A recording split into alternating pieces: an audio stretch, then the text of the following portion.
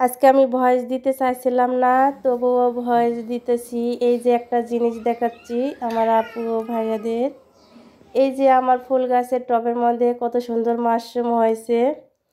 আর এই যে লাউ দেখতে পাচ্ছেন, আর এই লাউ গাছটা কিন্তু আমি 20 টাকা দিয়ে একটা চারা লেসে লাগাইছিলাম। আর সেই চারা থেকে কিন্তু মাশাআল্লাহ গাছটাও বেশ সুন্দর হয়েছে, লাউ ধরেছে। আর এরকম মানে ফ্ল্যাটে থেকে লাউ চাষ করা খাওয়া অনেক ভাগ্যর ব্যাপার। যাই হোক, মাশাআল্লাহ, আলহামদুলিল্লাহ। লাউটা কিন্তু আমি কেটে নিব। আর এভাবে লাউ গাছ লাগাইয়ে লাউ কাটতে কিন্তু মজাই আলাদা খাওয়ার চাইতে। লাউ কিন্তু আমার পছন্দ না, তারপরেও মানে নিজে লাগানো হাতের গাছের লাউ। মাশাআল্লাহ, লাউটাতে অনেক কচি, একটু বিচি হয় নাই।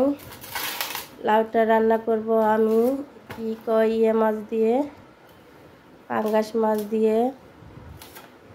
আমার কলিজার ভাই বোনেরা কেমন আছো? নিশ্চয় ভালো আছো। আমিও তোমাদের দোয়া এবং আল্লাহর রহমতে বেশ ভালো আছি।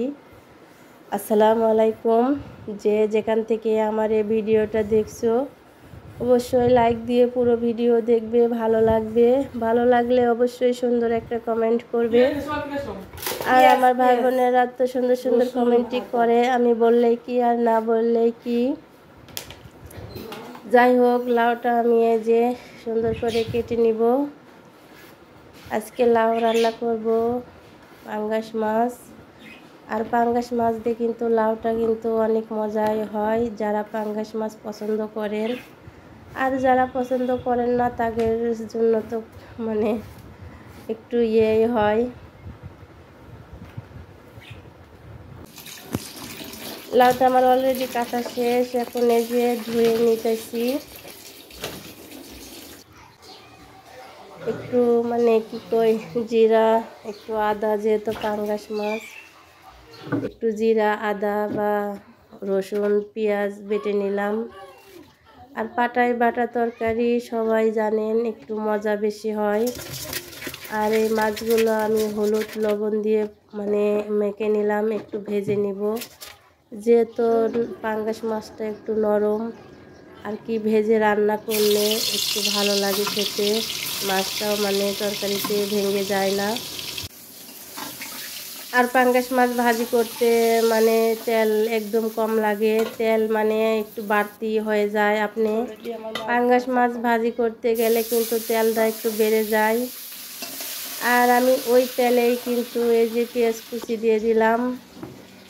পেঁয়াজটা এখন হালকা ভেজে নিয়েছি। এখন এই যে আমি যে বাটা মশলাটা এটা দিয়ে একটু ভেজে নিব, তারপরে বাদ বাকি মশলা আমি অ্যাড করব।